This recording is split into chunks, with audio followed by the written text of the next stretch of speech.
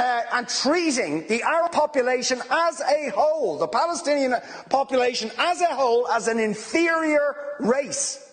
I mean, it doesn't get stronger than this. And yet you want to be careful about your language.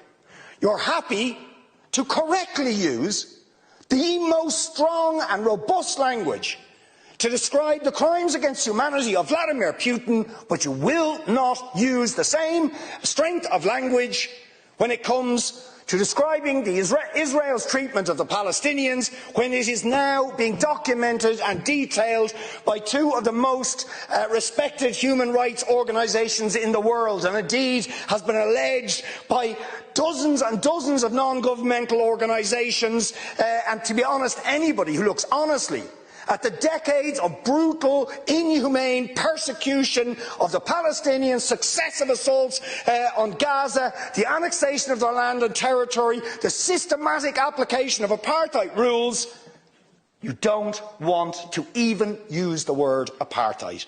Never mind sanctions. 5 days sanctions against Putin and his thugs, 70 years of oppression by the Palestinians, and it wouldn't be, what was the word you used? It wouldn't be helpful to impose sanctions. Amnesty International are calling for Israel to be referred to the International Criminal Court for crimes against humanity. Will you support it? They are calling for targeted sanctions against Israeli officials who are perpetuating the system of apartheid, just exactly the same types of sanctions you've just initiated against Vladimir Putin. Will you support it? And I think the answer is clearly you're not going to.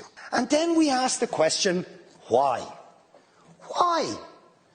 With such strength of feeling, Fine Gael and Fianna Fáil and Green TD stood up one after the other, saying it was intolerable, the thuggery and the warmongering and the brutality of Putin. You wouldn't stand for it. Urgent action had to be taken. But we've got to be much more careful with the Palestinians.